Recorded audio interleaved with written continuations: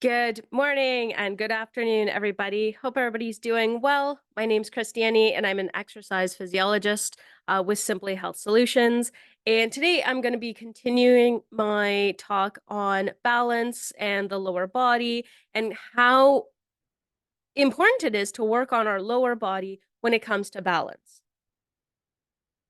So, as I has mentioned last week, a lot of seniors are really nervous about having a fall. It's something that a lot of us think about and making sure that we do want to do everything we can to prevent a fall. Especially for me, I used to work as a falls prevention coordinator. So it was something I literally did as a full-time job is thinking about falls and trying to prevent them and trying to reduce the risk of people having falls. The thing is, there are various different types of exercises that can help. There's not just a one size fits all, one exact round of exercises that help. There's actually a bunch of different things that you can do to try to make sure that you are reducing your risk and maintaining your balance.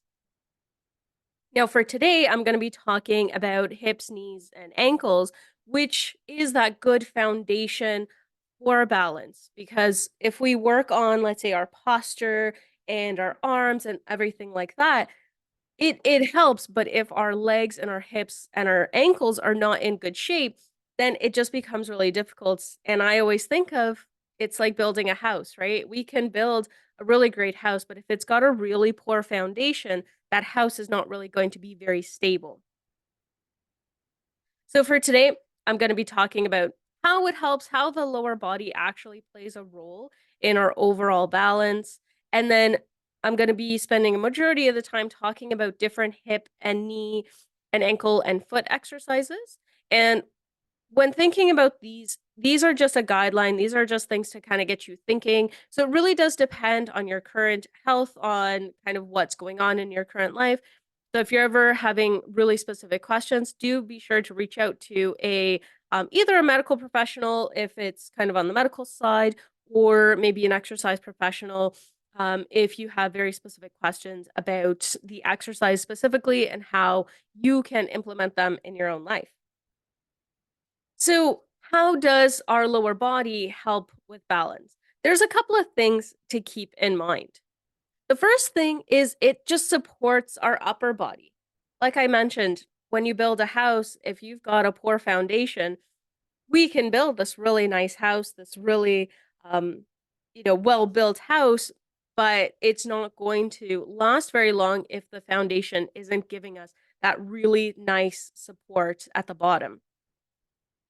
The other important thing is it combines that really interesting combination of stability and mobility. So, this idea of keeping us stable while also keeping us mobile and being able to move. And sometimes people get really confused because, well, I want to stay flexible, but at the same time, I want to be stable. I don't want to have joints that are too flexible and move too much because that can also impact our balance. But if joints are too stiff, that also impacts our balance. So there is even just this concept of, different joints do different things. So for example, like our foot plays one role, but our ankle does another. Our knees do one thing, our hips do a different thing, but they all work together. And that's why you can't just focus on, let's say, hip strengthening exercises. You kind of have to think about that whole chain because those are all going to be important for our overall fitness goals. The other thing is it creates a really important base of support. So it's that idea of, making sure that even though we may lose our balance or something's going on, maybe the floor is a little bit slippery, it just has that really nice stability, that base of support, something that we can rely on and make sure we are kind of supporting ourselves and have something that we can stand on. And then finally, it's also just a really good thing to help catch ourselves. So if we think about if we are walking and suddenly we kind of lose our balance, it's important to have that really strong base of support and that lower body so that we can make very quick, sudden decisions to maybe if you're falling forward, being able to catch yourself forward or to the side, back, just making sure that we are able to catch ourselves, which is why I always say it's so important to practice one of the exercises that I'm going to be talking about, which is the clock lunge, which is this idea of practicing stepping forward to the side, back. I often find people are relatively comfortable trying to step forward, a little bit hesitant, stepping to the side, really hesitant, stepping backwards. But if we think about when we lose our balance, a lot of times it's because we're losing our balance backwards. So being willing to practice taking that step back and making them nice, quick, and smooth is going to help us in our falls prevention strategies. So I'm going to be going over kind of various different exercises in my on my website. When I post the lecture slides, I will also post kind of a sample exercise routine. So all of these different exercises, they'll be on there. And like I said, do whatever feels comfortable. Always make sure you're safe. I always recommend have like a chair or your counter kind of nearby, so that if you do lose your balance, you have something to hold on to and to catch your balance. So the first one is just being able to stand up nice and tall at a counter or with a chair and just do that very slow marching. Some people, what they do is they do it very quickly. But when it comes to very specific balance training, you want to make sure you're taking your time, because what happens is if you do it quickly, you feel like you're maintaining your balance when really it's momentum. Momentum is the thing that's actually keeping you stable and moving properly. I once had a client a long time ago who complained of some hip pain. He really couldn't figure it out, what was going wrong. And when he walked quickly, he looked fine. There was no issues. But it was the second he walked slowly is when you started seeing, oh shoot, okay, yeah, like his ankles are this, his hips, his knees. And then you could actually see what was going on. So when it comes to marching, it's making sure we're staying nice and tall too, because our bodies have a tendency to hunch forward. So it's that idea of standing nice and tall and just bringing that hip as high as it feels comfortable. For some people, if you're really stiff, maybe this is something new to you, just going as high as you feel comfortable, trying to keep that knee nice and straight and in front of you, rather than, because sometimes that knee has a tendency to want to come into the middle, especially if you've got really tight kind of inner thigh muscles. It'll kind of want to come to that center.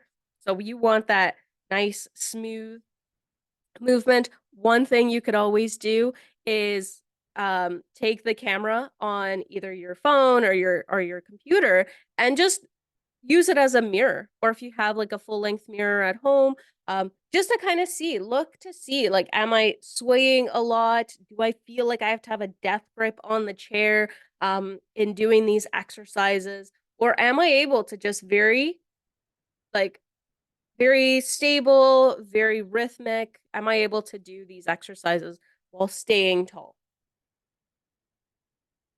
The next one is the exact opposite, which is one of the things I always try to think about in the human body, because a lot of times if one muscle is really weak, usually the opposing muscle tends to get really tight, really tense, and really uncomfortable. And by the time people start feeling that discomfort, it's been a while of one muscle not working hard enough and the other one working overtime. So I always try to balance it out, because a lot of times if we are doing repetitive exercises all the time, if we're only focusing on the one side of a joint, then that muscle will get really, really tight, and then the other muscle isn't getting that strength that it needs. So it's always important to think about the both sides of a joint, in this case, the hip. So, this next one is what we call hip extension, which is now going backwards. So, the biggest thing that I see with this exercise is making sure that you are, again, staying up nice and tall, and that foot is actually going back and we're not kind of bending at the hip. And that really often happens if, like, the front of your legs are really, really tight, and so when you try to bring the leg back, your body feels like it has no choice but to bend along with it. So just making sure that your upper body stays up straight while your leg goes back and forth. And like I said, for some people, it's a really nice stretch too, especially if we are in the habit of doing a lot of sitting. Then those muscles in the front get really, really tight. So it is good to just practice taking that step. And like I had said before, this is going to be that first thing, kind of that first step into practicing taking that step back so that if you ever lose your balance, you feel comfortable taking that step back. And again, always making sure you got a chair, you got a counter, something to help you with your balance. Next, we've got our lateral side steps, which is just basically making sure you're practicing being comfortable, taking steps to the side and then coming back to the other side. A lot of times, like I said, we think about moving forwards, but we don't actually often think about taking steps to the side. And a lot of times you'll notice one leg very, very comfortable, the other leg's a little bit more stiff. Because just as a general thing, we have a tendency to favor one side of our bodies over the other. You definitely want to make sure that you are feeling comfortable. At the beginning, you're taking nice little small steps. As you get more comfortable, you can take larger steps. One thing I like to combine in my like group classes is pretend you've got a couple of 2x4s on the floor and you're actually stepping over them once you're a bit more comfortable, right? So now you're combining that marching exercise with the side steps. You're kind of bringing the knee up and over to the side and then up and to the side. So that's another really helpful thing is when you combine different movements together, not only good for your muscles, but it's also good for the brain to kind of get that um, variability and all of those different movements all at once. Next is the step up. And it's one of those things where you don't think that it's actually challenging until you do it slowly. And for a lot of people, just that idea of bringing that one leg up is actually very, very challenging because what that means is now all of your body weight is just on the one leg. So making sure that we are feeling stable enough to do this. So making sure you do have a chair or a railing nearby. So if you've got even if you've got two steps in your home with a railing, just practicing, right? Or if you've got a big flight of stairs, just start at the first two. You don't really have to climb all the way to the top, but just practicing that idea very slowly, right? You take one step up and then the other one, and then you come back down, and making sure you are alternating that first leg. Because again, we have a tendency to favor one side over the other. I'll watch a lot of my clients go up and down a flight of stairs, and a lot of times we always lead with the same foot. So we've got to make sure that we are alternating so that both legs are getting a chance to do that exercise properly. And again, always making sure we are standing nice and tall because our bodies do have a tendency to curl down just because it's easier, but it does kind of wreak havoc down the road in our balance. So just making sure we are standing up nice and tall. Next is my joke in most of my exercise classes is this is my favorite exercise, but it's never anybody else's favorite exercise, which is the sit to stand, also known as a squat. But basically, it's that idea of getting up and down from a chair. And not only is this important to like kind of strengthen your muscles, but it actually is absolutely vital in our day-to-day lives. I always say like you if you could only practice one exercise ever, I would highly, highly recommend the sit to stand because if we lose our ability to get out of a chair, our entire lives change. So it's just that idea of really practicing not just the one time, because I'll have people say that it's like, well, I do, when I get up from bed, when I go to the bathroom, when I go have dinner, but it's this idea of a few. You want to be doing a couple. For some people, maybe it's three. You're doing 3 repetitions at one time. For some people, it's 5. For some people, it's 10. Really depends kind of how you're doing with your health and if there's anything else going on. But you really do want to make sure that we are practicing getting up and down from a chair. At the beginning, maybe you're using that chair or that counter to help you up, or you're using your hands. The idea is as you're practicing, you slowly are able to get up and down much quicker, much smoother. A lot of times people have a tendency to use that momentum, right? They kind of rock themselves forward. But making sure we are doing this on a regular basis so that we are getting stronger. And if you find that if you're getting to a point where you can do 10 and it's pretty easy, it's pretty simple. There are ways that you can make it harder. One basic way is just hold on to something heavy. So whether it's a weight or bag of flour or a couple of water bottles, just something to make it a little bit heavier if you ever wanted to make it a little bit more challenging. So next, this is one of my favorites in terms of balance training because again, it is that idea of making sure you are feeling comfortable with having that all your weight on one leg, coming forward and catching yourself.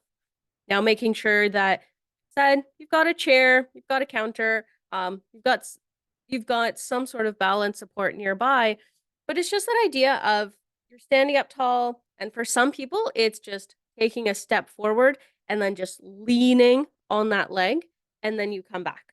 And then, so if you think of it like a clock, right? So we've got the 12 o'clock, maybe you take a step to the side, and then you go 3 o'clock, 6, 9, and just kind of play around with it. And it doesn't have to, you don't necessarily have to make it feel like an exercise. You can make it a bit more fun, right? Play some music, and something I'll do in like my balance class where it's just, I'll say, 12 o'clock with your right leg, and then 12 o'clock with your left, and then 3 o'clock with this leg, and just kind of make it fun so that it's not something where you're in this pattern of okay, forward, side, back, forward, side, back.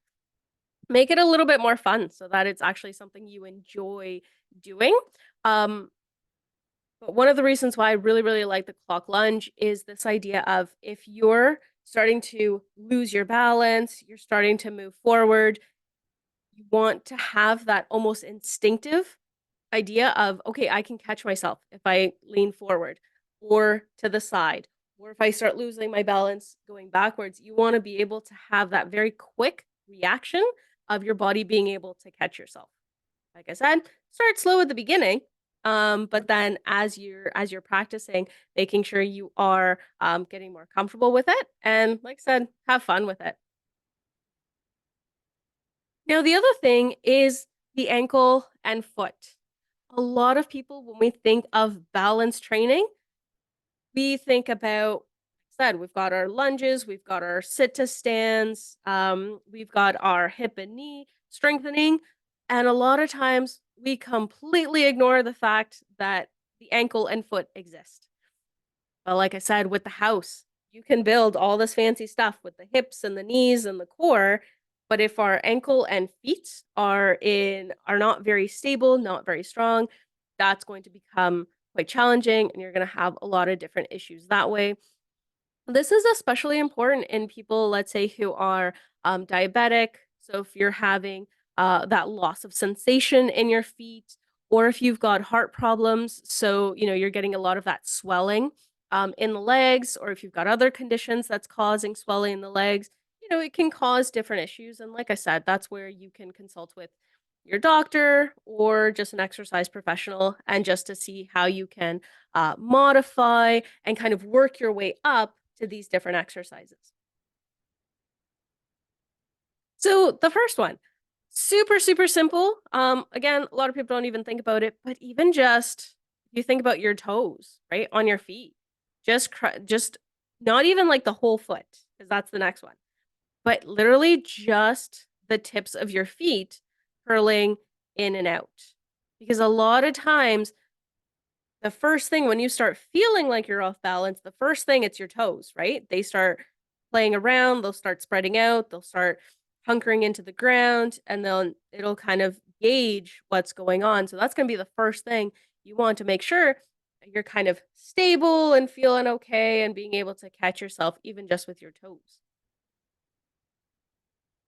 Next, so that the toe movement of the toes is just more of that range of motion, just making sure it's feeling comfortable moving.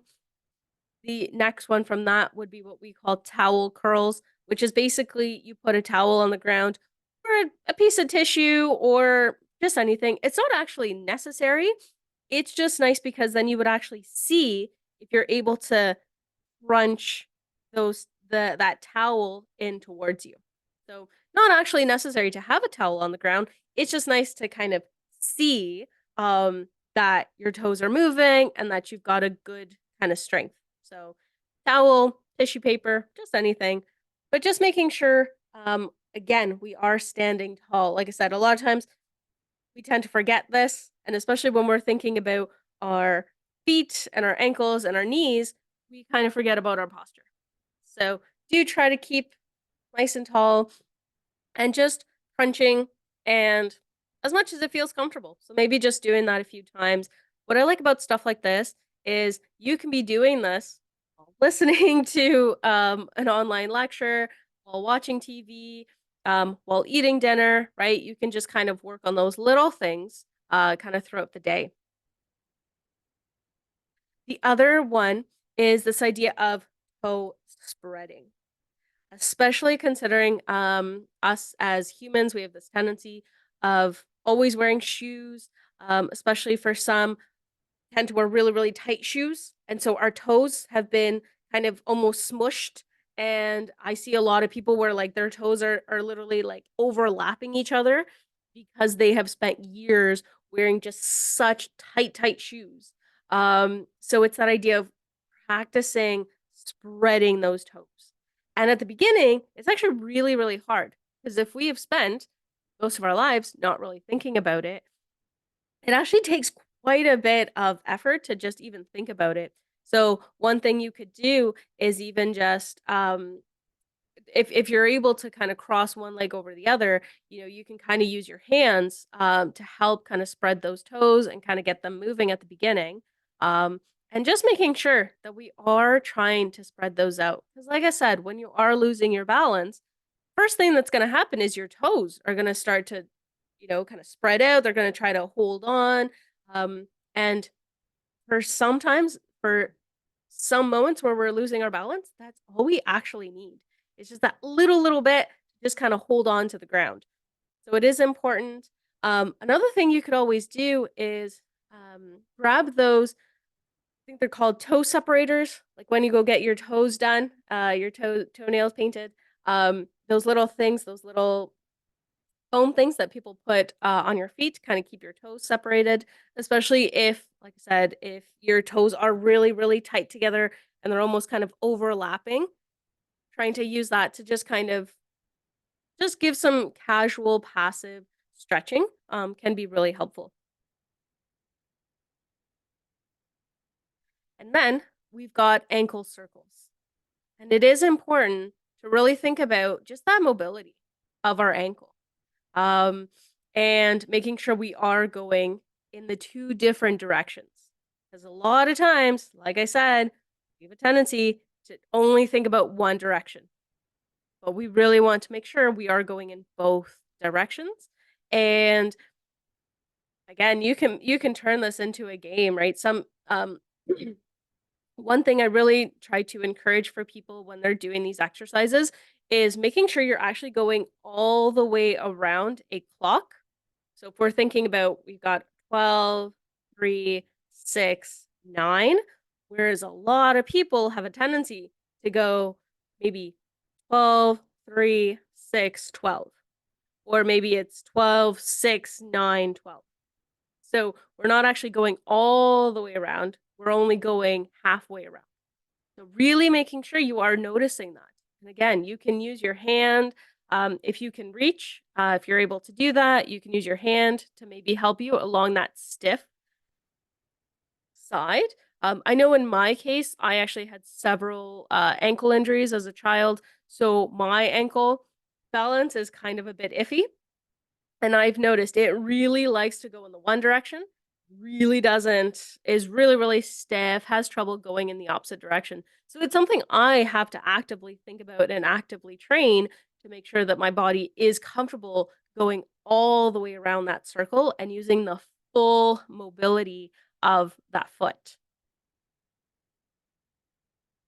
Next is going to be calf raises or heel toe raises. Different people use different names. But it's basically just this idea of making sure we are comfortable standing up at a counter, with our, by a chair, just anything, and just being able to lift onto our toes and then lift onto our ankles or heels.